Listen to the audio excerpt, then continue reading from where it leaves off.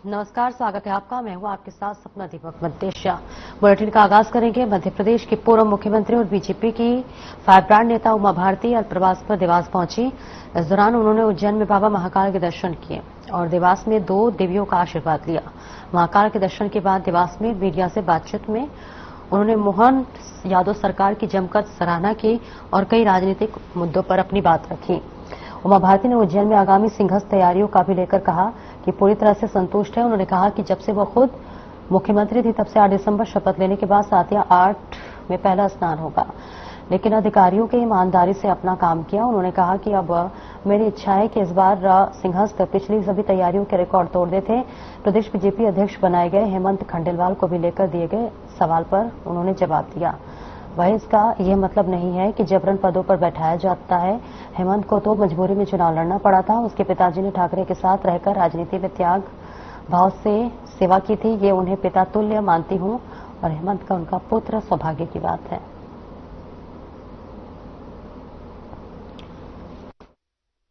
हर राज्य के नागरिक की, पुलिस की, प्रशासन की भूमिका ये रहेगी कि पूरे संसार से आए हुए हमारे अतिथि कंफर्टेबल फील करें और उस हिसाब से जो मोहन सरकार ने तैयारी की है वो तो मैं अपने समय पे नहीं कर पाई थी, क्योंकि मैंने शपथ ली थी 8 दिसंबर को और पहला स्नान था 7 या 8 मार्च को और दिग्विजय सिंह इतना नहीं कर गए थे। उस समय पूरा मैंने प्रशासन और पुलिस के भरोसे पे काम किया था, उनने निभाया था।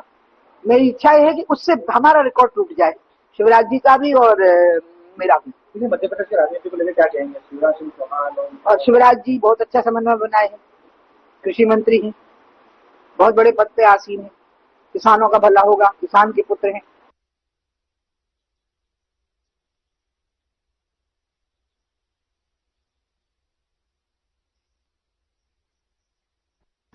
और बड़ी खबर शाहजहांपुर से आ रही है, जहां नेशनल हाईवे 52 पर बड़ा हादसा हो गया। ट्रैक्टर ट्रॉली को अज्ञात वाहन ने टक्कर मार दी है। हादसे में एक बच्चे की मौत और कई घायल हो गए हैं। शाहजहांपुर जिला अस्पताल में इलाज जारी है और मामले की जांच में तराना पुलिस जुटी हुई है।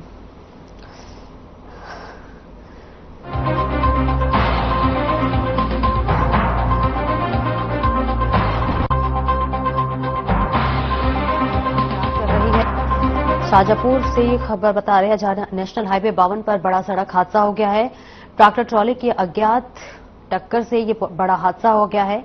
शाहजहांपुर जिला अस्पताल में जो घायल है उनका इलाज जारी है। मामले की जांच पड़ताल में पूरी पुलिस जुटी हुई है। तो तस्वीर इस वक्त आपके सामने आ गई है, जहां भीषण सड़क हादसा हो गया है। बताया जा रहा है नेशनल हाईवे 52 पर ये भीषण हादसा हुआ है। शाहजहांपुर से ये तस्वीरें आपको दिखा रहे हैं, जहां पर सड़क हादसा हो गया है। नेशनल हाईवे 52 की तस्वीरें आपको हम दिखा रहे थे, जहां बड़ी घटना हुई है और इसके साथ साथ बताया जा रहा है कि एक बच्चे की मौत हो गई है और कई घायल हो गए हैं।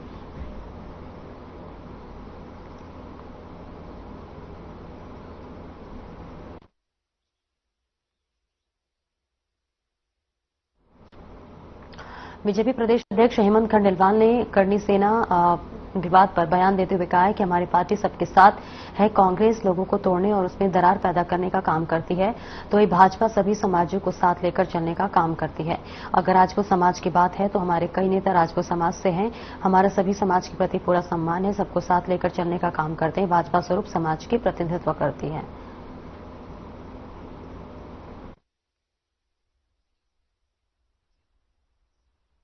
काम करने का प्रयास कर रहा है। भारतीय जनता पार्टी सभी समाजों का सम्मान करती है, हम सबके साथ हैं। कांग्रेस समाजों में दरार फैलाने का काम करती है, उनको बांटने का काम करती है। भारतीय जनता पार्टी सभी समाजों को लेकर चलने का काम करती है। राजपूत समाज का जहां तक सवाल है तो हमारा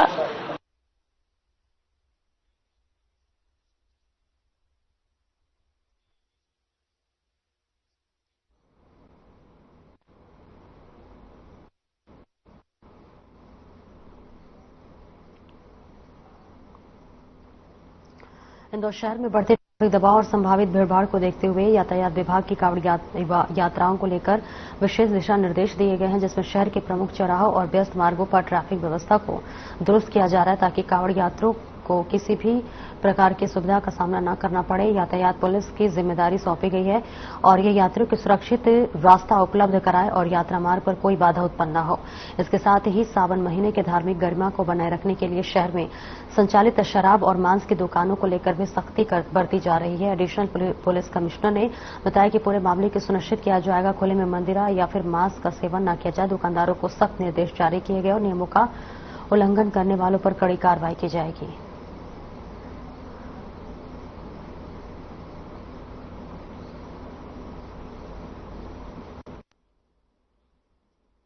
देखिए, इस बार बड़े पैमाने पर कांवड़ यात्रियों द्वारा महेश्वर ओंकारेश्वर से नर्मदा जल को लेकर महाकाल बाबा के यहाँ उसको चढ़ाने का एक पूरा तंत्र है जो लंबे समय से यहाँ के श्रद्धालु करते आ रहे हैं।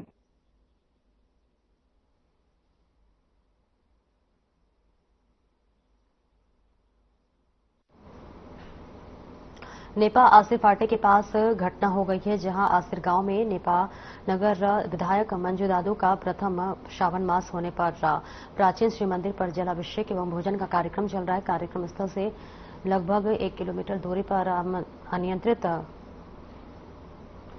घटना हो गई है, जिसमें कुछ यात्री घायल हो गए थे और घटनास्थल पर मौजूद लोगों ने जैसे ही विधायक मंजू दादू को सूचना दी, वो तुरंत कार्यक्रम छोड़ दुर्घटनास्थल पर पहुंच गए और घायल यात्रियों को अपने निजी वाहन से अस्पताल पहुंचाया।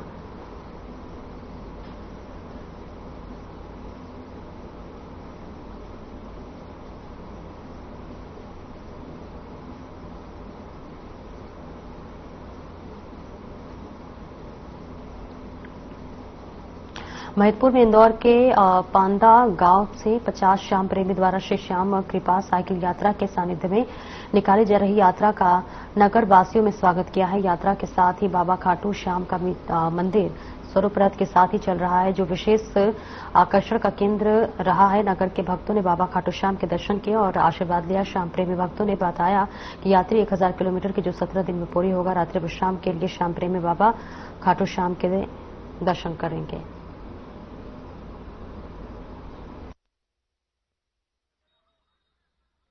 यात्रा जैसे विगत 5 वर्षों से निकलते हैं। पिछले साल हम लोग यहाँ से पैदल गए थे इसी रूट से। इस साल पांदा से मक्सी होते हुए मैं बने सिंह ठाकुर और अमित पारिक जी के नेतृत्व में निकाली जाती है यात्रा। पूरा मध्य प्रदेश श्याम परिवार जितने लोग थे सभी सदस्य है और ये साइकिल यात्रा खटी तक हो जाए।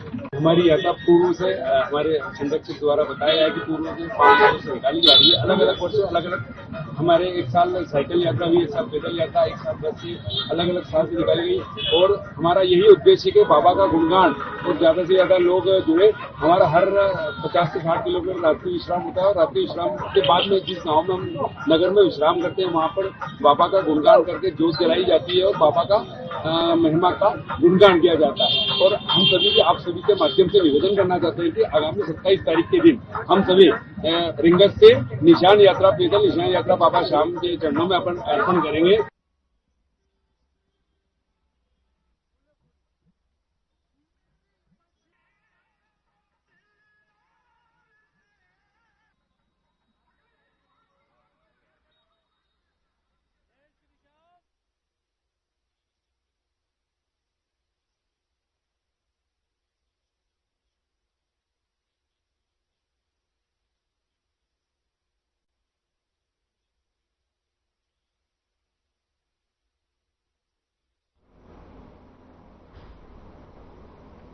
हरदा जिले की करणी सेना अपनी मांगों को लेकर शांतिपूर्ण रूप से धरना प्रदर्शन कर रही है, जिस पर करणी सेना प्रमुख जीवन सिंह शेरपुर के साथ पुलिस ने बर्बरतापूर्वक लाठीचार्ज करना, लोकतंत्र की हत्या की, बल्कि आंदोलन को दबाया गया।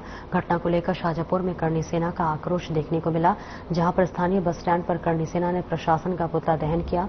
इसके बाद बड़ी संख्या में करणी सेना नेशनल हाईवे 52 पर पहुंचे, जहां पर उन्होंने जीवन सिंह शेरपुर की रिहा करने की मांग को लेकर नेशनल हाईवे जाम करने की कोशिश की, लेकिन पुलिस प्रशासन की समझाइश के बाद नेशनल हाईवे 52 से करणी सेना कार्यकर्ता शांतिपूर्ण तरीके से महाराणा प्रताप चौराहा पहुंचे, जहां पर शांतिपूर्ण तरीके से बैठकर करणी सेना प्रमुख की रिहाई की मांग की।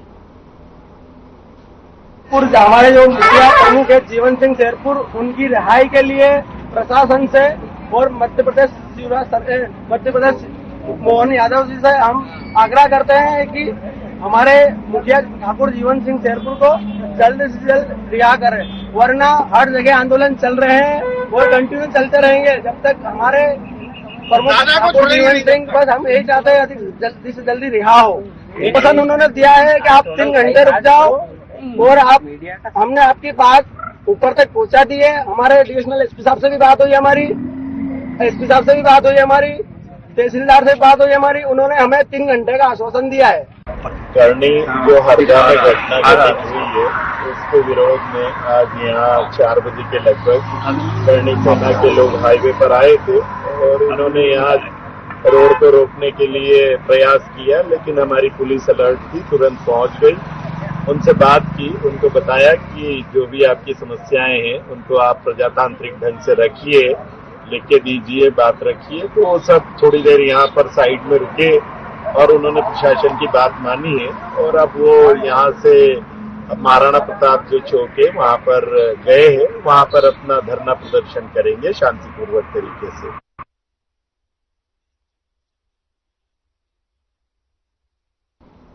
बहर में पूरे विश्व के साधु संतों एवं सनातनियों की एक मंच पर लाकर नेपाल को हिंदू राष्ट्र बनाने के लिए सनातनियों का विशाल जनसभा का आयोजन किया गया। विराटनगर की कलश शोभा यात्रा 10 किलोमीटर पैदल चलकर रामधुनी पहुंची।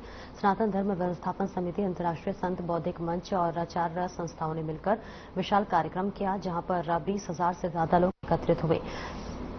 नेपाल को हिंदू राष्ट्र बनाने के लिए उमंग और उत्साह देखने को मिला, जहां भारत के संत स्वामी स्वदेशानंद ब्रह्मगिरी महाराज को अंतर्राष्ट्रीय संत सम्मान से सम्मानित किया गया। वहीं नेपाल में भारत का नेतृत्व करते हुए कहा कि भारत और नेपाल का रोटी बेटी संबंध सदियों से चला आ रहा है। नेपाल को त्रेता युग में मिथिला के नाम से जाना जाता था। मिथिला के राजा जनक की पूरी पुत्री माता सीता जी का विवाह अयोध्या के राजा दशरथ के भगवान श्री राम के साथ हुआ था। साथ ही भगवान गौतम बुद्ध का जन्म लुम्बिनी में हुआ था।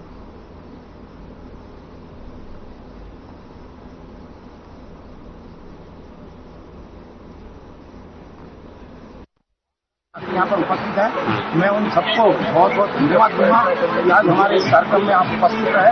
और सबसे बड़ी बात ये कि जो हमारा जो उद्देश्य है अंतर्राष्ट्रीय संत बौद्धिक मंच का, ये पूरे विश्व में घूमकर और सनातनियों को एक करके अखंड भारत का निर्माण करना चाहते हैं और नेपाल को हिंदू राज्य बनाना चाहते हैं और भारत को हिंदू राज्य बनाना चाहते हैं और नेपाल में गौ माता को राष्ट्रमाता का दर्जा दिलाना चाहते हैं और भारत में भी गौ माता को राष्ट्रमाता का दर्जा दिलाने के लिए हम पूरे विश्व में भ्रमण कर रहे हैं। आज नेपाल में है, कल भूटान में रहेंगे, परसों हम इंडोनेशिया में रहेंगे। ऐसे सारे पूरे देशों में जाकर हमारा प्रवास चल रहा है।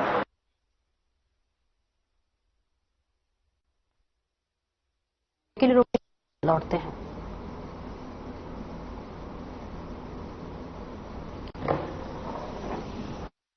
क्या आप दुबले पतले कमजोर हैं? आपकी सेहत नहीं बनती, भूख कम लगती है, वजन नहीं बढ़ता? दरअसल मेन बात खाना पीना खाना नहीं है, मेन बात है खाया पिया पूरी तरह से लगना। और अगर खाया पिया लगेगा ही नहीं तो आपकी सेहत बनेगी कैसे? इसलिए हमारी संस्था सन्यासी आयुर्वेदा ने एक ऐसी दवा का निर्माण किया है जो कि आपके पाचन तंत्र को, आपके लिवर को दुरुस्त करने का काम करती है, ताकि आप जो भी खाएं उसका पूरे का पूरा निचोड़ आपके शरीर को लगे, आपकी भूख बढ़े, खाया पिया सही से लगे, नया खून बने, हड्डियों में जान आए, वजन बढ़े और आप मोटे तगड़े खूबसूरत पर्सनैलिटी के मालिक बन जाएं। सिर्फ 699 रुपए की पूरे 1 महीने की दवा होती है और आप इसे घर बैठे 01145454545 पर फोन करके दवा मंगवा सकते हैं।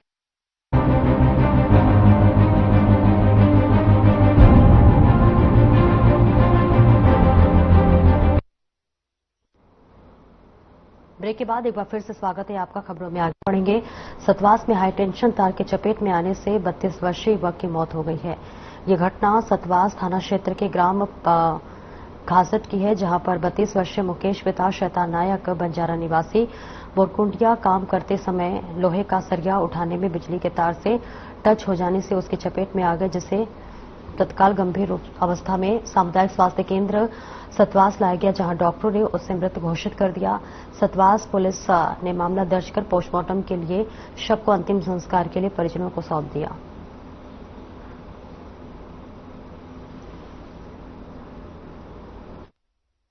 अरे भैया मेरा छोरा था 3रा नंबर का, करंट लग गया भैया। 30-32 में है, टुकड़े रहते हैं। हम मिस्त्री था। कहाँ पे गया था काम? हाँ काम पे गया था।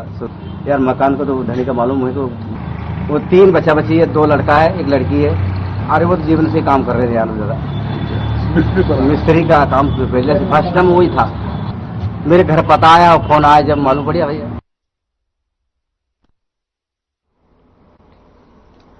मंदसौर जिले के दलौता नगर स्थित शिक्षक कॉलोनी में एक विवादित भूमि सर्वे नंबर 124 के सीमांकन के लिए प्रशासनिक अमला पुलिस बल के साथ मौके पर पहुंचा और नपटी कर पंचनामा तैयार किया गया।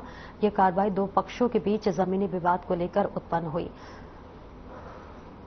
जिसमें एक पक्ष ने दूसरे पर कार्रवाई की मांग को लेकर दलौदा तहसील कार्यालय में धनगर समाज के साथ ज्ञापन सौंपा। इसके बाद तहसीलदार ने दोनों पक्षों से भूमि स्वामित्व के दस्तावेज मांगे, जिसके बाद सीमांकन की प्रक्रिया पूरी की गई।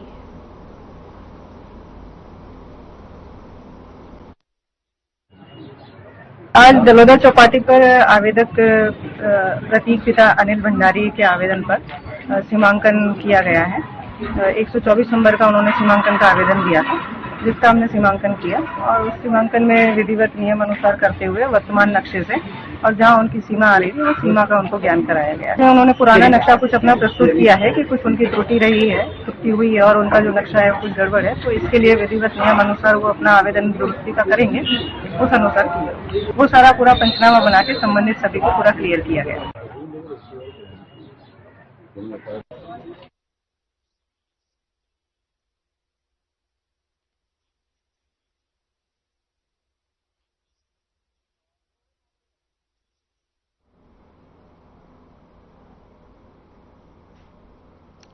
पूर्वाखंड शिक्षा अधिकारी भार्गव सरकार पीएम श्री विद्यालय सिसईपुरा में विद्याई समारोह का आयोजन किया गया, जहां पर विगत दिनों पहले खंड शिक्षा अधिकारी भार्गव सर का प्रमोशन सहायक आयुक्त के पद पर शिवपुरी में हुआ है। विदाई समारोह से खंड शिक्षा अधिकारी की साथ इनकी धर्मपत्नी, उनकी बेटी और उनका पूरा परिवार मौजूद रहा। खंड शिक्षा अधिकारी की विदाई देते समय सभी शिक्षक बिलख बिलख कर रोने लगे। सभी शिक्षकों ने जमीन पर बैठकर अपने हाथ जमीन पर फैला दिए। पूर्व खंड शिक्षा अधिकारी ने हाथ जोड़कर सभी का अभिवादन स्वीकार किया।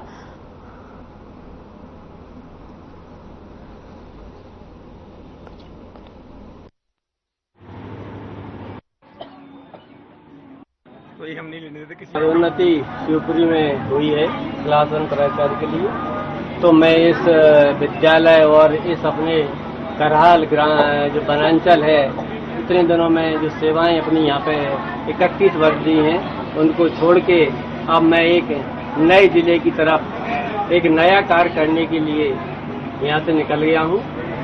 और आज सिसईपुरा विद्यालय परिवार एवं संकुल परिवार एवं करहाल विकास खंड के सभी शिक्षकों ने, सभी साथियों ने, सभी जनप्रतिनिधियों ने, सभी हमारे मीडिया के साथियों ने मुझे इतना भरपूर स्नेह और प्रेम दिया है कि शायद मेरी झोली इसके लिए बहुत ही कम पड़ गई है।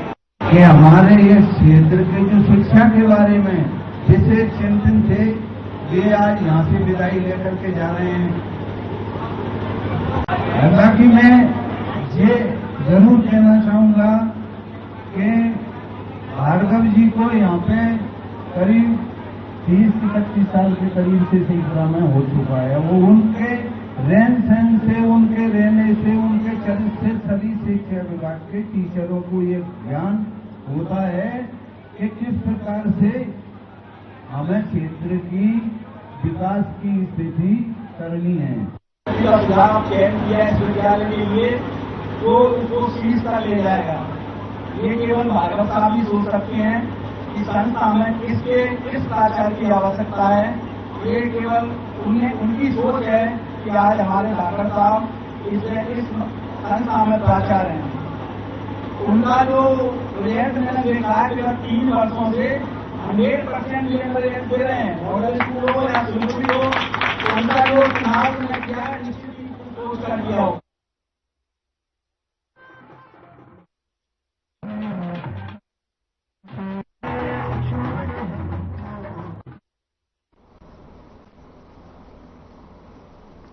फिलहाल इस बुलेटिन में इतना ही। नमस्कार।